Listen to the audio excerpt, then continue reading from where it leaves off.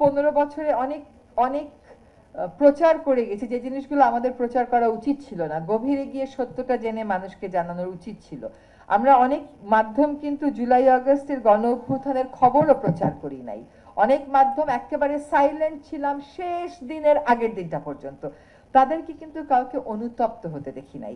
এখন আইন দিয়ে অনুতপ্ত হওয়া মানে হচ্ছে আপনাকে বন্ধ করে দেওয়া, আপনার বিরুদ্ধে শাস্তি দেওয়া, কিন্তু আসলে মানুষের বিবেক জাগ্রত করতে যে প্রতিষ্ঠানগুলো কাজ করে, সেই প্রতিষ্ঠানগুলো যখন দেখবে যে তারা ভুল তথ্য দিয়েছে, এতটা বছর তো কেবল একটা রাজনৈতিক সরকারই আমাদেরকে প্রতারিত করেনি, তার ওয়েপন হিসাবে যে সমস্ত মাধ্যম কাজ করেছে, সংবাদ পরিবেশনার মাধ্যম, তারাও তো নিজেকে দোষের ঊর্ধ্বে দাবি করতে পারেনি, কিন্তু সেখানে কিন্তু কোনো অনুতাপ বোধ আমরা দেখিনি।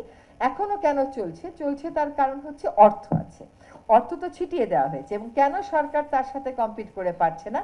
তার কারণ হচ্ছে আমাদের সেই পরিমাণ অর্থ নাই যেটা আমরা বিনিয়োগ করব। আমরা যে টাকাটা যে কাজে ব্যয় করছি ঘোষণা দিয়ে করছি, দেখিয়ে করছি, ফলে ওই যে বিপুল পরিমাণ অর্থ যারা তার সুবিধাভোগী ছিল তাদের মাধ্যমে সে ছড়াতে পেরেছে। আমাদের তো কেউ সুবিধাভোগী নেই, আমাদের তো কোনো দল নেই, আমাদের তো কোনো বাহিনী নেই, ফলে আমরা তো ওইভাবে কাউন্টার দেওয়া আমার পক্ষে সম্ভব না।